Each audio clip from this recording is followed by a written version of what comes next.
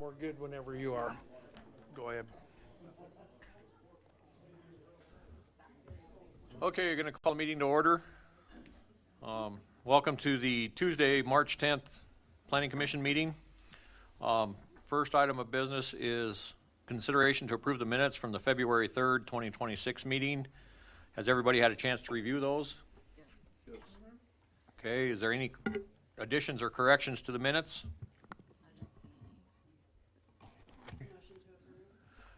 Have a first by Rose, I'll second. second by Rochelle.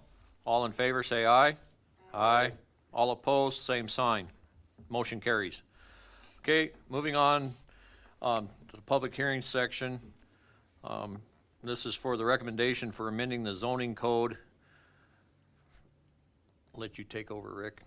So this is the recommendation from the Planning Commission to make, to change the definitions of the zoning code from the mobile home 1 zone.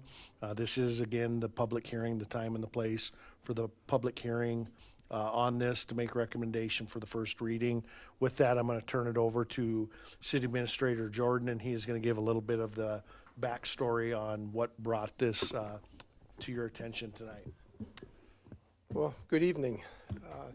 I did tee a little bit of this up our last meeting, but just kind of summarize, last year in Mobile Home 1, we have houses that were built, stick-built homes that are non-conforming, and it's been that way since 1984 when those ordinances were passed and established by the council.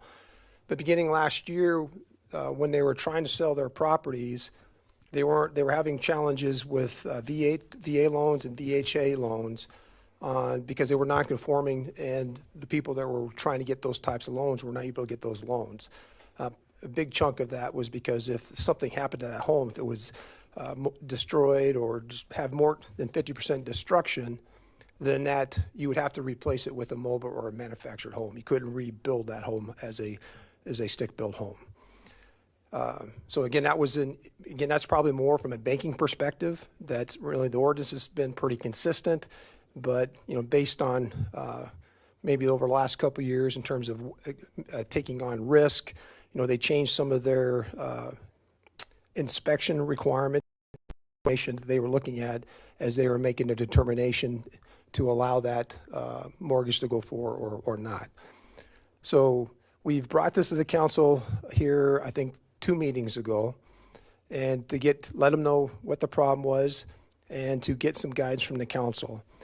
I think overwhelmingly, the council would prefer to do a more comprehensive review to look at MH1 and MHA2, but primarily MH1, to look at it not just about rebuilding homes, but in terms of increasing footprint, add-ons to those homes, the things that are not allowable right now. The challenge with us for that is that it would take a more comprehensive review, which we are doing, but they really wanted to be able to get a quick fix that would allow people that have structures, stick-built structures in those particular zone areas to be able to rebuild their house if it was destroyed more than 50%. And then now they would have something in, so if a entity or a person was trying to purchase that property and was getting a mortgage, even though it's non-conforming, they would have this letter here that says, yep, based on the city of ordinance of City Sturgis, if this property is destroyed more than 50%, I can rebuild it. And so that allows us, that was kind of the phase 1 that we're trying to work on right now, is to be able to address the immediate problem that was arise last year. And then phase 2 later this year, early next year, is that we continue doing a more comprehensive review and looking at that zoning and trying to look at it maybe a little bit more differently and look at affordability. What is it we want that zoning to look like now and into the future over the next 10, 15 years or so. But there's going to be a little bit more, we need to get more feedback from residents. We need to do some more analysis to make sure that whatever we in place doesn't create unintended consequences. But in this case, right now, what we have in front of you tonight is just a very narrow fix that allows those residents that have stick-built homes in MH1 areas that if their house was damaged beyond 50%, they would be able to replace that with a stick-built home. So with that, I'll turn it over to Jana Watson. Jana's been contracted as a consultant for the city of Sturgis Our planning director position's been open for a while. It is back. It's open again. It's out on the street to fill that position.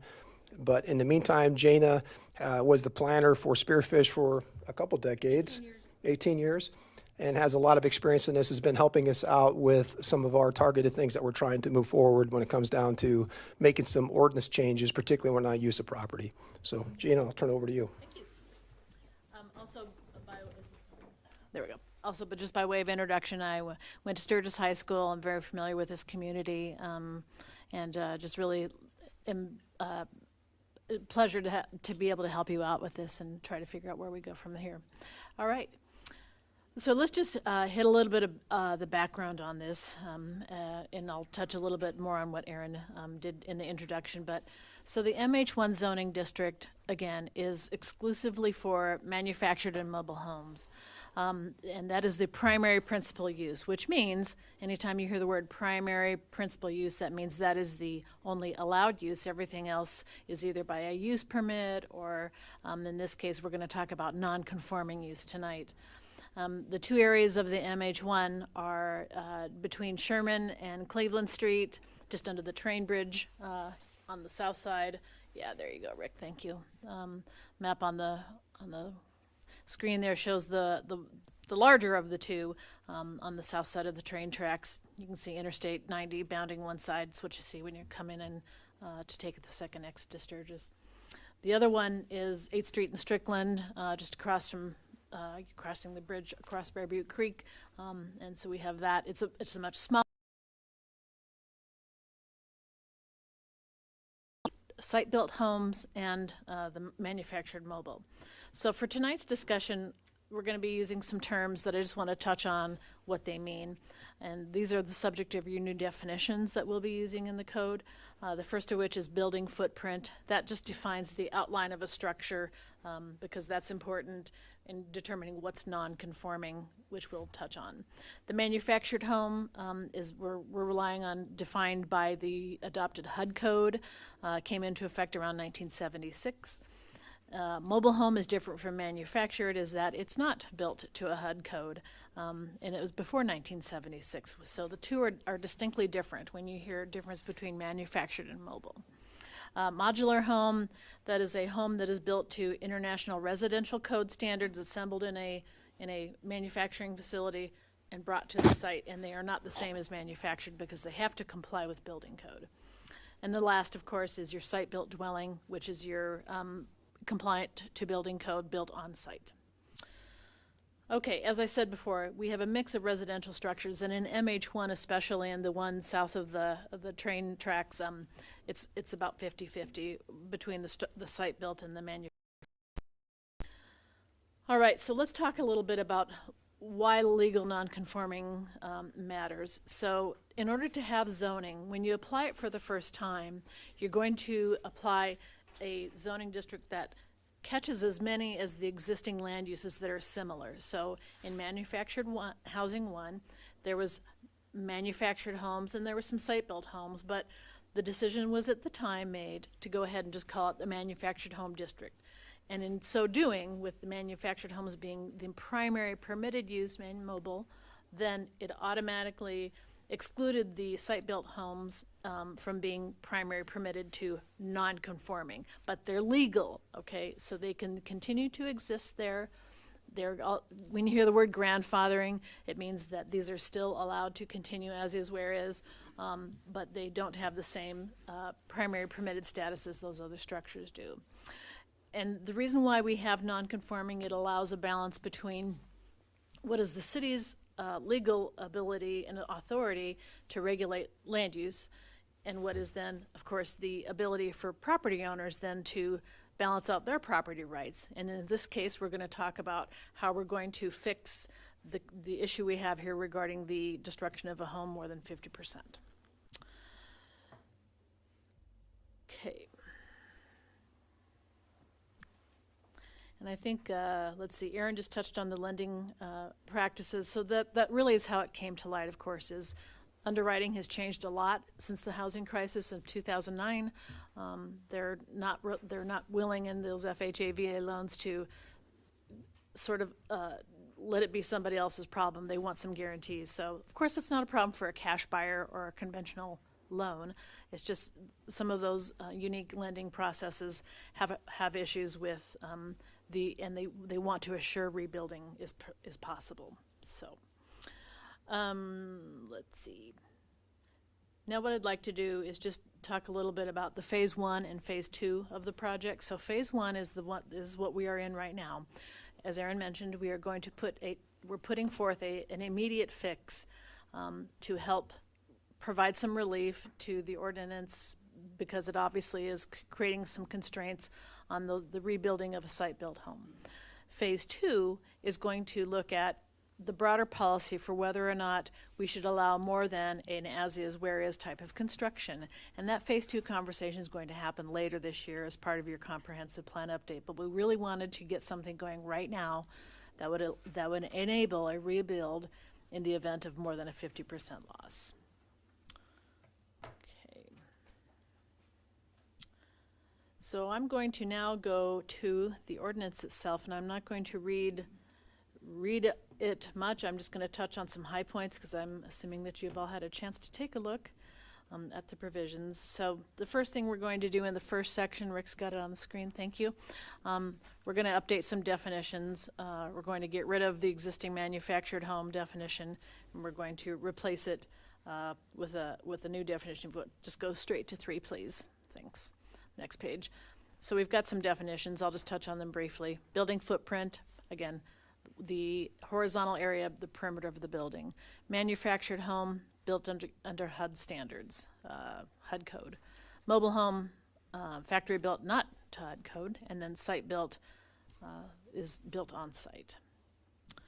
Okay, now this is the meat of our amendment here. As we talked before, is if you under A, subsection A, if you're not more than 50%, this is coming out of your non-conforming section of the code. If the structure has less than 50% damage, no problem. You can rebuild where as is, where is. You have to follow the same footprint.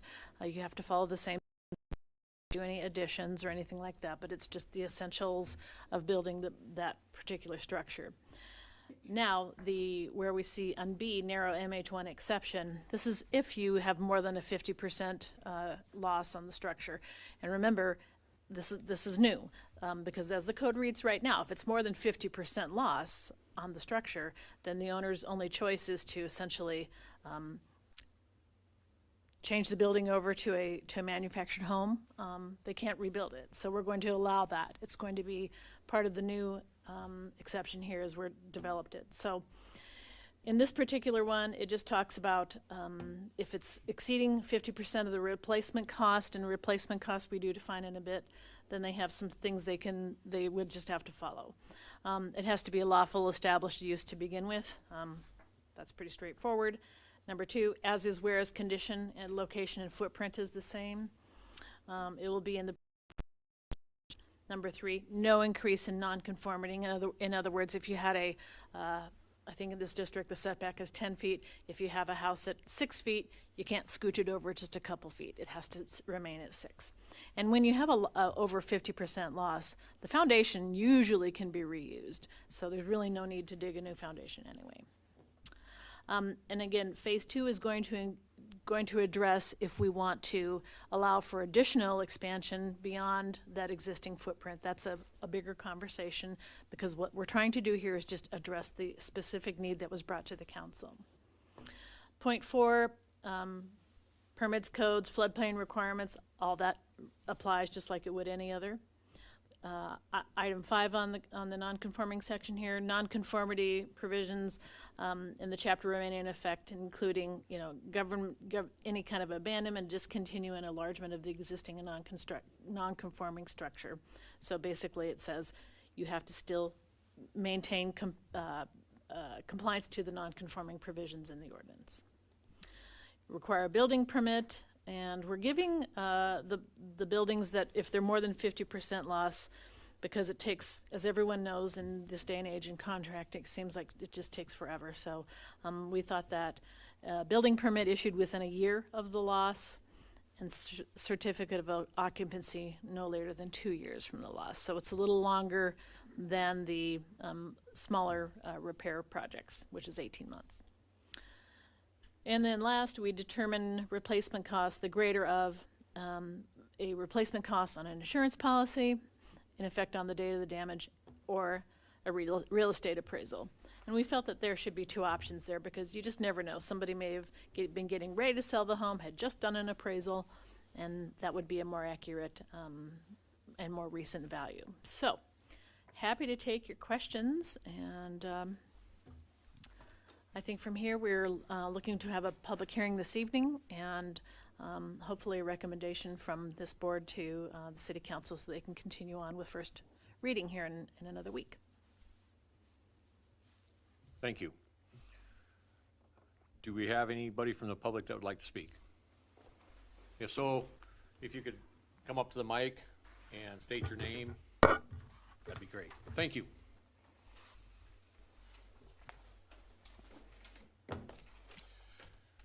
My name is Don Lee Keviason. I live at 305 8th Street up here on the hill. I'm in one of these non-conforming homes. Can you explain to me? Because if my house was built in 66 and this zoning went into effect in 84, why is it my house is non-conforming? The way, Chair, may I answer that? Yes. Thank you. The way the ordinance was written at the time in 1984 was that they were attempting to carve out specific locations in the city for manufactured housing. And albeit there was existing site-built homes there already, they become the, if you will, the exception to what is already a permitted use. But tonight's goal is to make sure that that non-conforming use can continue on and can be rebuilt, whereas right now it's prohibited when the structure is damaged more than 50%. And that's the goal, to rectify that ordinance provision. Okay. So I also have a real estate assessment notice from Meade County Equalization. Tells me what my property is valued at. So, as I've already put this to Aaron once, you know, because you talk about really the only issue is FHA and VA loans. What's to consider that the rest of the industry is not going to lead towards that, on top of the fact that now that I know, and I was never disclosed this when I purchased this property, but now that I know, I have to, in all right mind, disclose that to any new buyer. Would you buy my home knowing what I know now? Because I tell you what, 4 years ago when I bought this, if they would have told me this, I wouldn't have bought it. And I've had buyers, but I've had no reason why they don't want to buy, other than the fact that now I'm disclosing this information. So there's more to it than just FHA and VH, whatever. But that's also what part of this ordinance is gonna do is, the ordinance would now make you a conforming, correct? No, they Would still be a non-conforming? They remain they're still non-conforming. However, it allows for the reconstruction of the building. The reconstruction, okay. Right, they are still non-conforming. And that is how that zoning district was written back in 1984. And of course, none of us were here to understand the whys, but that's the way it was written. So, and when we say non-conforming, it's a legal tool. You're still fully legal in that zoning district. That does not mean that the use is not allowed. It's allowed, and all zoning ordinances always contain provisions for non-conforming. We're just making this one better to fix this inequity for homeowners. So I guess that leads me into my next question. She showed a picture of the zone of the property that I'm in, which is green and blue there. If you notice, blue all around me is residential 1. I am the two top right pieces of property. My upper property has a stick-built shop. My lower property has a stick-built home. The property below me has a stick-built home. The property behind them has a stick-built home. And the property below that one is a stick-built home. So I'm not the only one that's kind of dealing with this. And I guess the biggest frustration, because I've been in contact with Aaron since I found out in October. And I asked for the city council to try to fast track this. One of the biggest reasons why was because my taxes and my insurance drove my $1,500 mortgage up to $2,500. It's ridiculous. I can't afford that. I luckily was able to get a different insurance company, but then I started asking the insurance company and also the title company, I said, how come I was never informed of this? And they're like, well, we don't look at that. So another question is this not a deed restriction on the property I'm supposed to own? Can you answer that? May I? Yes. Deed restrictions are different legal documents. They are recorded separately from your title. Zoning is not a deed restriction on any property. It's a power of the local government and Sturgis to regulate land use as authorized by the state statutes. So it doesn't have the same effect as a deed restriction does. But it does limit me to what I can do with my property that I bought. As all zoning does. So again, why was this not disclosed at the time of purchase 4 years ago?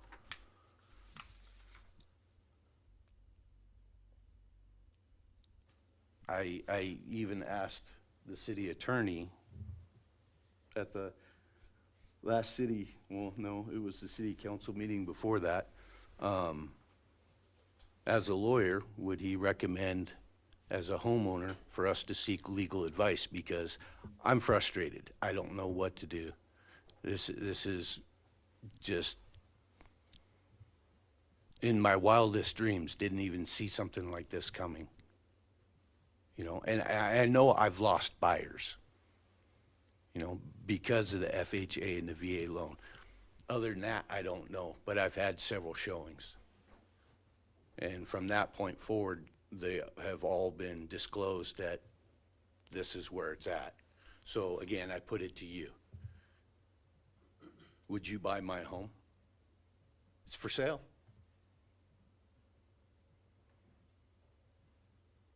Do you understand where I'm coming from? Yeah, so your problem with it is that it's been labeled as a non-conforming home, correct? That's part of my issue, yes. And that's affecting, you know, your insurance, your taxes, that kind of stuff, and the sales of the home. Go ahead. When this first came to light, I was contacted by a banker and a appraiser, and what they were requesting was a letter of rebuild. Sorry, they wanted the city to issue a letter of rebuild. We couldn't, given the existing ordinance, I can't give you a letter of rebuild on a non-conforming structure. So that's what brought this to light, was all that these lending institutions were asking from the city is a letter of rebuild. By passing this, if the city council so chooses, that would give us the ability to sign that letter saying, yes, Mr. Donnelly can rebuild should something happen to his home. So what this would address would be the, you know, the rebuild, but not the non-conforming, and that's more what you're speaking about here. Again, that's part of it. You know, it's the whole thing. Again, 4 years ago when I looked at this home and I purchased it, why wasn't I told? You know, and now I have to tell, you know, legally and morally, I have to tell anybody who's a prospective buyer. Okay. I don't have any other questions on that. path. It's not the fact that, again, it's all the institutions. You know, because I bought it with a conventional loan. They didn't look at it. I wasn't aware that I should have been looking at it.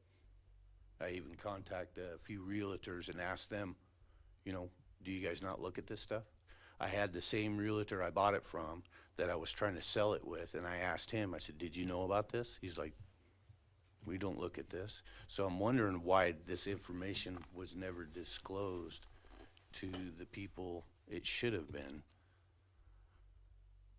Because now I'm, So you mentioned that the problem with past buyers was the VA and the FHA. that I know of, yeah, they both were turned down. So this is gonna help with that part of it. They may get the financing if they can get past the fact that this is, one, non-conforming, two, that it's an issue. Like I said, 4 years ago, when I bought this house, had I known this information, I probably wouldn't have bought it. Okay, so, here we are today with the VA and the loan situation and being able to, if we can make this change, being able to give a letter that says, yes, you can rebuild if there's, a loss. So that should take care of the structural, the rebuild issue if there's a problem, and take some of that non-conforming language away from that with the new buyer, correct? I don't know. Well, that's, Yes, I believe what I've been told is that what they're doing is going to allow the financing to go. Yes.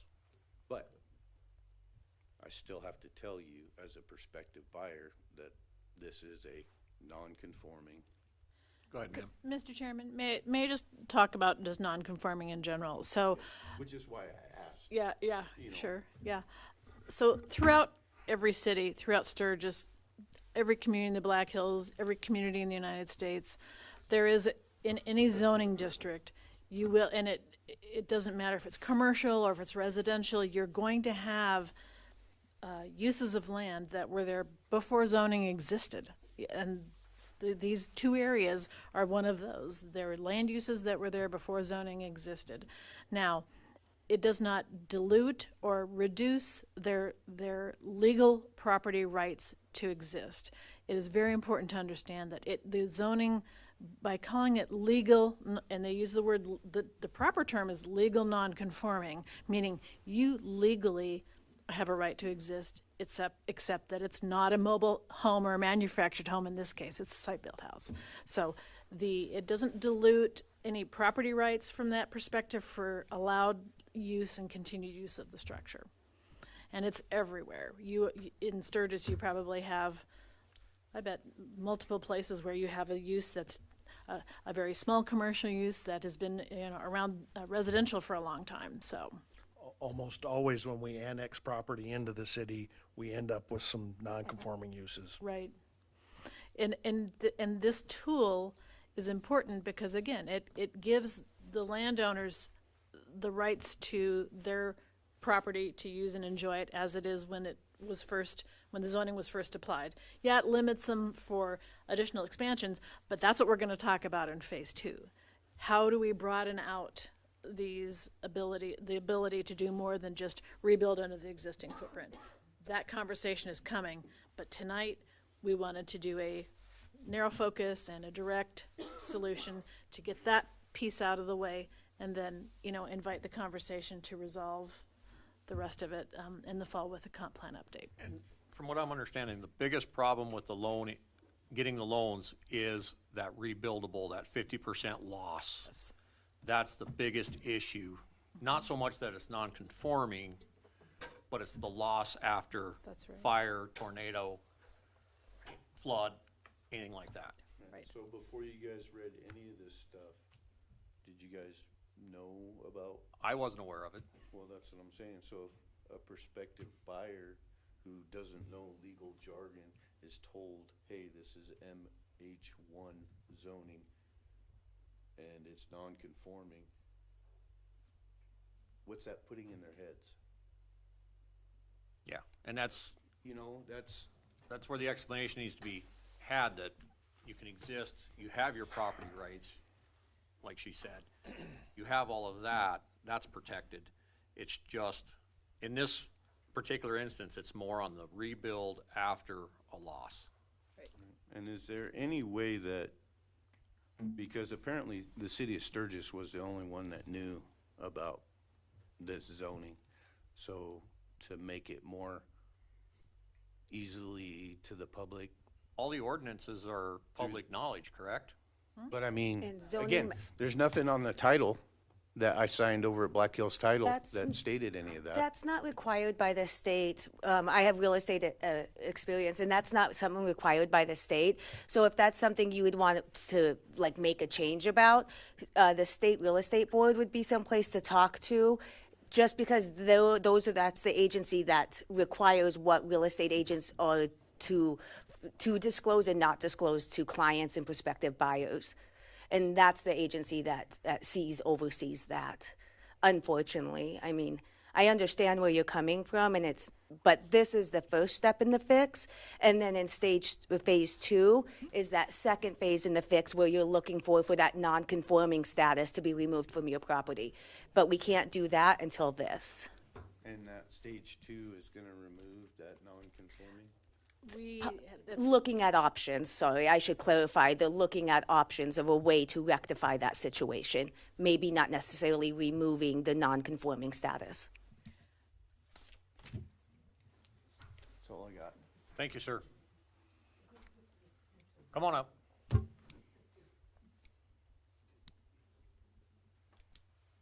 I've spoken at the council meetings. My name's Vernon Funenberger. Just give you guys some history on me, because I've told the council. I was the mayor of Pine Haven and also city council member of Pine Haven for several years. I moved over here to be closer to the VA. And I bought my house, and I'm up on 11th Street. And I don't know how you guys' rules and laws are here in South Dakota. I know what they are in Wyoming because I went to Cheyenne several times, and they taught us all the new laws and everything that we had to abide by. But anyway, I own a home up there. It's a stick-built home. And I know that when you go to changing zoning or anything, or mobile home districts or any districts like that, you've got to have 3 readings, you got to have a public hearing, and you have to have an ordinance to create the law that you've changed the zoning. So my questions were, and a lot of my situation is the same as this guy back here. You haven't spoken about values of homes, okay? The value of my home has not got the same sellability, to be able to resell it at a higher rate or market value as it goes up because of it being a mobile home district, okay? Now, where and when, and I haven't researched this, but I know that we had to keep ordinances, an ordinance book, and all the minutes and motions made by the council with a council book. And I was wanting to know when you guys actually changed the ordinances. Did it go to a public hearing? I understood when I bought the house that it was a multi-listing district, which is mobile home, residential, could be multi-listing. And right now, and this isn't absolute, but I did go today, and I went out and I counted 38 stick-built homes up there, and I counted 31 mobile homes, and then I counted 4 I consider modular homes.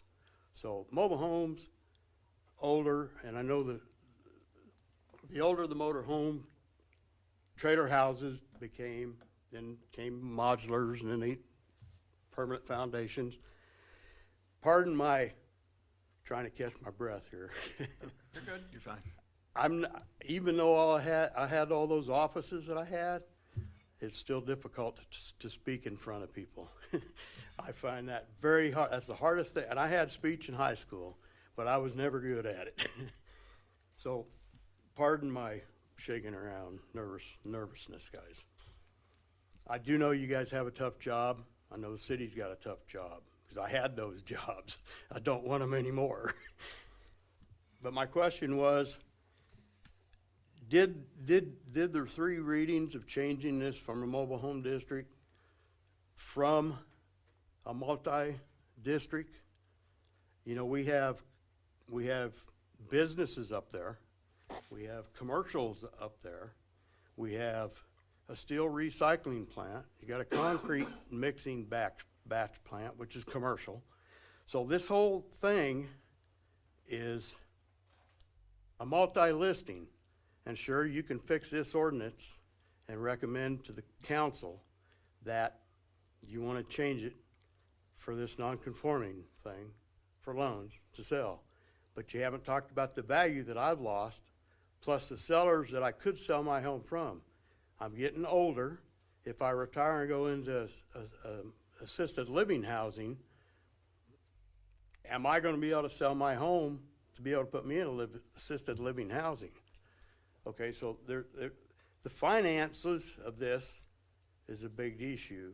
I built my own home in Pine Haven. I built a log home over there, and I sold it to come over here to get closer to the VA because I'm a disabled veteran.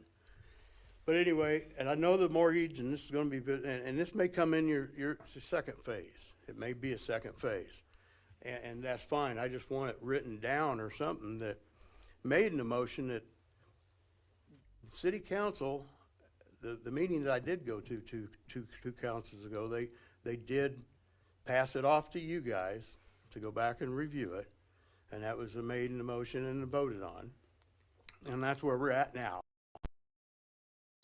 That will fix the loans for these guys of being able to sell a house. But the value of my home, the taxes I pay on my house goes up every year, and it continues to go up. I'm paying over $4,000 a month for that house for taxes, over $4,000 a year. It goes up every month. The city says my house is worth more value.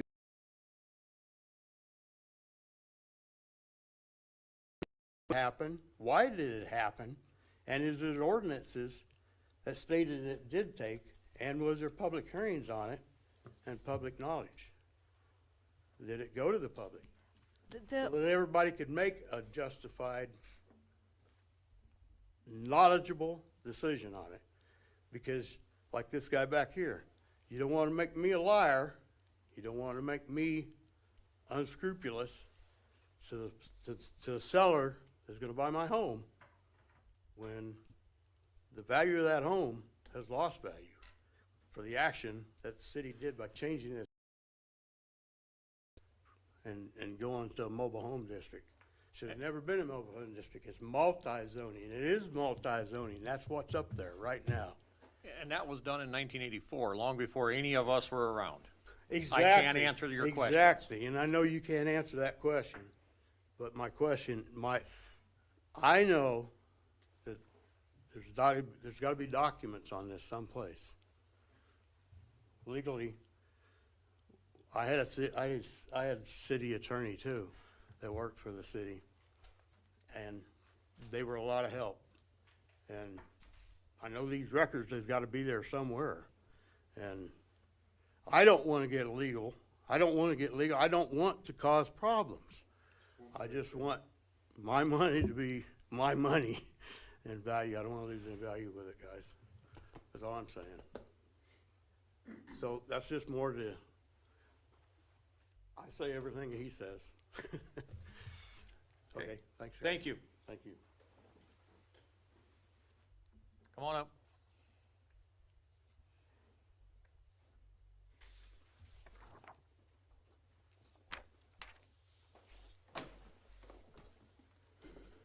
My name's Palmer Dahl, and I live at 2104 Hill Street. I've been there since '71.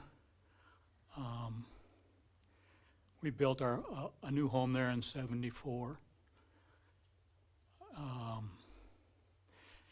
At that time, across the creek and where we were, it was all mobile, or residential and mobile residential is what they called it. And then in '84, I'm assuming it was about then, they put in a trailer park on Cleveland Street with about 12 trailers. And that's when it changed. Now, they talked to us about it, if we had any objection of trailers going up there. Well, most of the people up there didn't, because we had trailers next to us in the other parts of that district, or whatever you want to call it. And so we didn't have an objection. Little did we know that you were making all of it Mobile One, and that our houses were pulled out of that. You know, so we couldn't rebuild. Right now, I kind of wanted to add an addition to my house.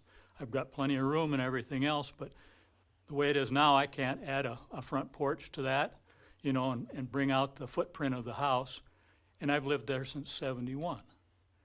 I own multiple houses up there and some trailers, so I have a vested interest in it. And like the rest of these people say, my house isn't as worth as much as it used to be, just because of this coming to light.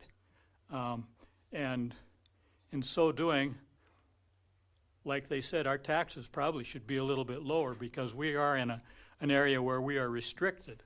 So our house isn't as valuable as the one that's just on the other side of Main Street or whatever, which is basically the same area. So you guys are taxing us higher for something that we don't deserve.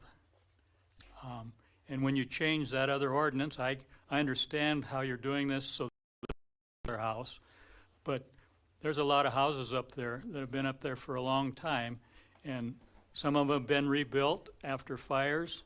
A lot of those were put in '74, '75, '76, some of those houses. It was changing around, and when they put the trailer park in, that changed everything up there. So I think you need to look at that real hard, and I think it should be multiple. It shouldn't be just Mobile One. It should be so we could do anything we want with our property. And I know we're gonna do this later, but that's, you know, I'm getting older too. That might not work for me. I don't know. I plan on living longer, but I think you guys really need to look at this hard, because you've put us at a distinct disadvantage up in that neck of the woods. And if I had a solution for it, I would put the trailers on Cleveland Street, Mobile One, and I'd leave the rest of it a mix, because that's what started it all. And you guys can look at it. I know because I was there. I know what went on.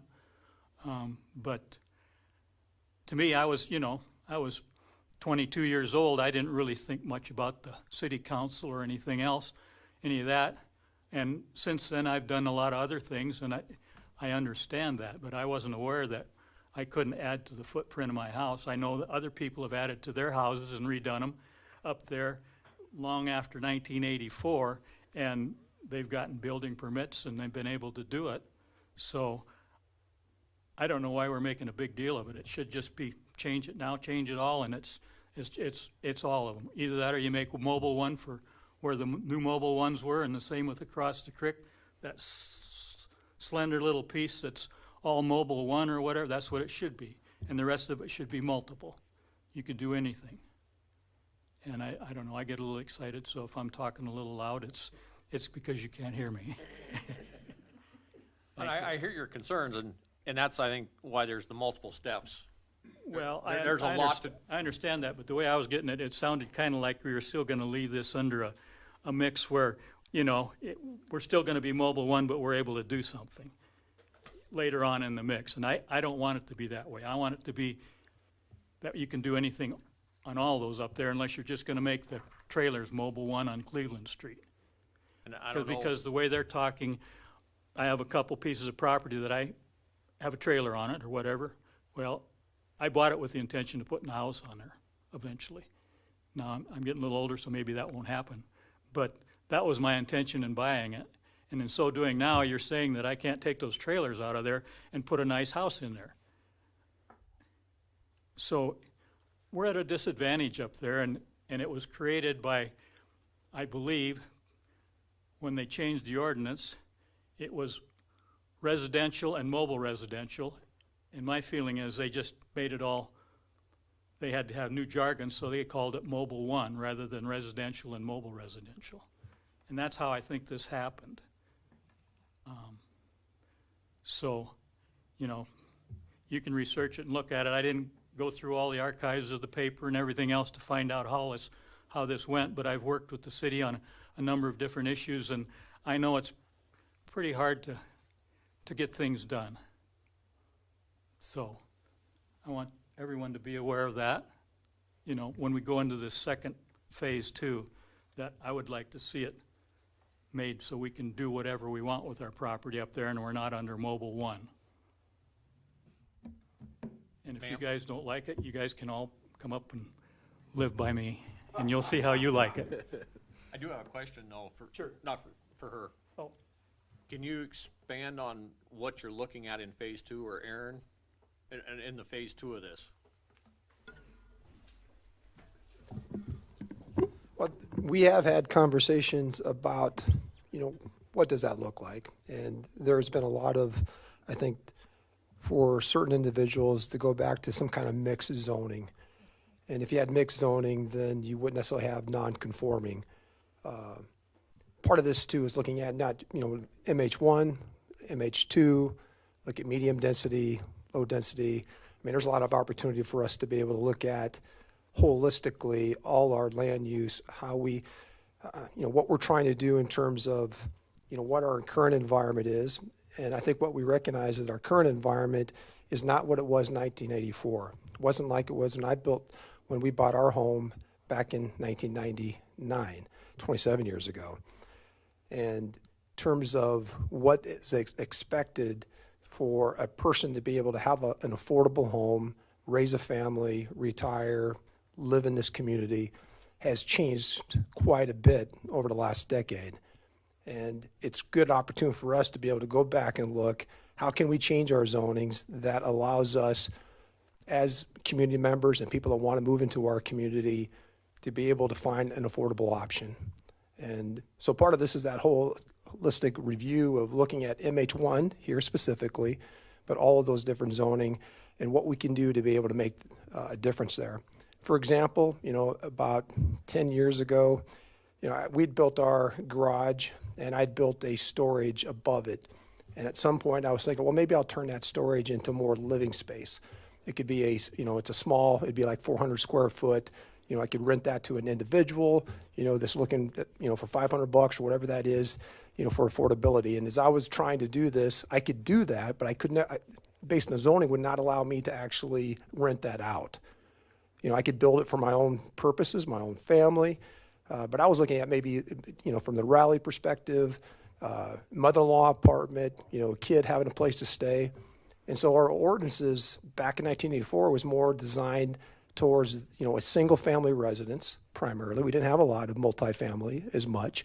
We're starting to get some, but we still don't have enough for what our needs are. And wanting to have a large yard, and so we probably just need to holistic review of all those particular zones so we can kind of maybe tackle the affordability, tackle the opportunity for people to, you know, for example, what Palmer was saying, on some of those lots up there, you know, typically in the past we wouldn't build a small lot. We couldn't build the home we want because we want a big home. Well, you can build homes on a small lot. It might have 2 levels. It might look like a modular home, but you can still have stick built. It doesn't have to be manufactured. So I think there's opportunities for us to address that as we look at this, you know, all of the zoning going forward. But particularly with zone MH1, you know, speaking for the mayor, because I've had multiple conversations with Kevin on this particular topic, I think he would love to see it be mixed and to be able to allow people that have manufacturer's home to have to build a place there, or a person who wants to build a stick-built home in that location. So I know that's where he's sitting right now. I think that's what you'd like to see. But again, we'd have to, you know, maybe the challenges back in 1984 is that I don't know how fast we went through on implementing this particular ordinance. I'm not sure if the laws have changed. Right now, there's you know, like for example, we are required to take this kind of zoning to this particular body. That's a requirement. And it's a requirement for us to move it through a first and second reading for the city council, and it's a requirement that the second reading for this type of action is a public hearing at city council. So it, they do that because they want us to move somewhat slowly, to be able to make sure that we are communicating with all the residents in town, that we understand what the potential unintended consequences are, what some of the current problems are, so we can address those things. Not unlike when we've been doing residential camping that we've been working on for the last couple of months. We laid that out. We got some feedback from the community and other interested parties on maybe how we can improve that particular ordinance. So same thing when we do this one, we'll probably have the same opportunities for a lot of people to provide some feedback. So when we establish an ordinance for us in the future, it's designed for right now and what we want for the next 10, 15, 20 years. We recognize that what we have right now is probably not designed for now and into the future. So, it's probably said a lot more than what the specific question is, but I was kind of looking at it, not just from MH1 perspective, but looking at holistically as we do a review of our land use, particularly for residential properties, multifamily properties, on what is it we want to have that in the future that we don't have right now that's kind of holding us back on creating an affordability option for people to live here in our town. Thank you, Aaron. Appreciate it. Is there any other public comments? I have one last question. Donley Keviason, 305 8th Street. Yep. I brought up the fact of a deed restriction, and you said this wasn't that. So what is it? Deed restriction, I'll explain what deed, You said it's not. it's so not, okay. Zoning is is a authority granted by the state of South Dakota to municipalities to designate areas of their town as certain types of land use. Like if you look at the Sturgis zoning map, you'll see different segments for commercial, residential, and then inside of those districts, there's a published text on the city's website that talks about what is allowed use, what is a permitted or conditionally permitted use in various districts. So it doesn't have the function of a deed restriction. It's the authority granted to the city of Sturgis to make sure that a really obnoxious use doesn't just land next to you in the lot next door. If everyone's listening to what's going on in Meade County with the quarry conversation, and that's what zoning does. Zoning is a deliberate act to segment and divide the city up so that roughly similar uses are in the same zones, and that there's an expectation for landowners and the municipality for how those properties can be used anytime in the future or at present. So it's a legal authority granted by the state of South Dakota to the city of Sturgis and any municipality to essentially. So I get your whole explanation. What I'm looking for is, what do you call this? It's zoning. It's zoning. It's zoning. It's in the planning, if you will, the planning of a community. It starts with very broad policy bases, comprehensive plan. The comprehensive plan then gets implemented through a zoning code and a zoning map, and then the zoning code and the zoning map get implemented by your building code, and how structures are built, and then those get implemented by an inspections phase, and then things continue on to the future. So all of your explanation, what I'm really looking for is, I came up with deed restriction. Okay, because that's what I feel like I'm restricted in what I'm doing with my property. It's not a deed restriction. Right. It's And a you made that- local law, local law. zoning law. A deed restriction is typically something that a former owner put on a piece of property. It's a private instrument that is very similar to zoning, but you could, when you sell your property, you could put a deed restriction on it. We can't, the city can't put a deed restriction on your property. We control it through zoning. Yeah, I'm still trying to wrap my head around this because, again, I'm limited to what I can do with. If I sell you a piece of property and I put a deed restriction on it saying you can never you can never do this. That's a deed restriction, and I have the right to do that. As the owner of the property, you have the right to either buy it or not. Right, and this is not a deed restriction, so that's been plainly stated and clear, I get that. So I'm really asking, what is this? And what I'm getting is, it's zoning.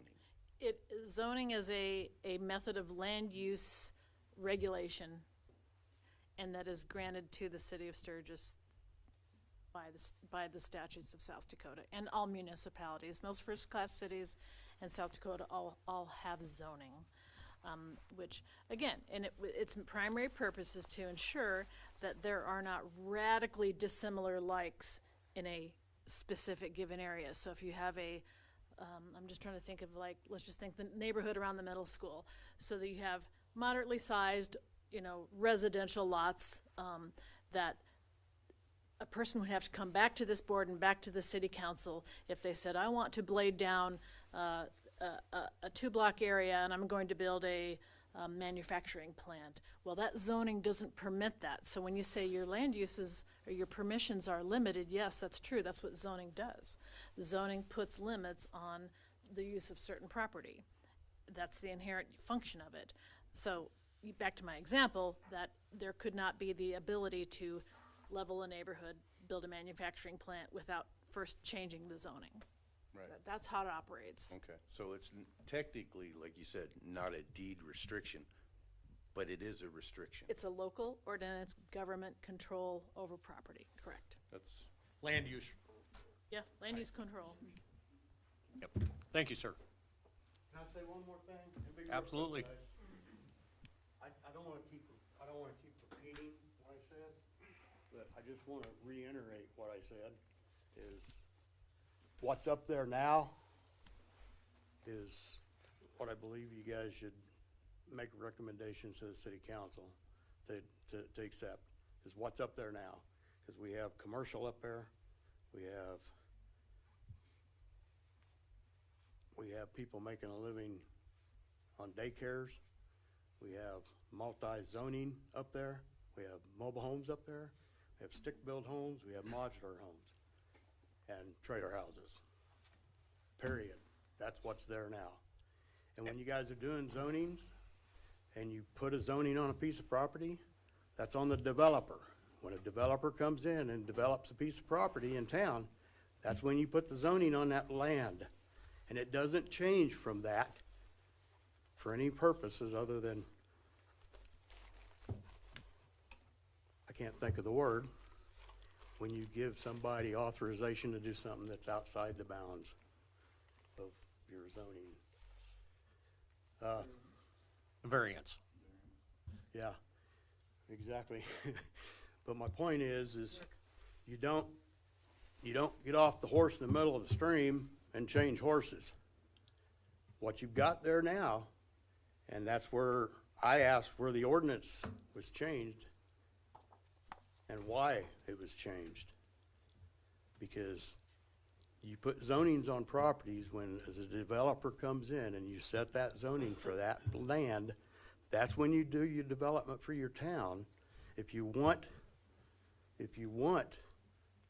lower income properties, then you need to get with your developers and people in town and develop a piece of property to put trailers in, to bring your low income people in, and go out for federal grants to get home through the FFA or whoever it is that you want to get your loans from through the federal government, to develop a piece of property for low-income housing and make it mobile home district, or like Spearfish over here is doing low-income housing right now in several areas of town, community over there, low-income housing.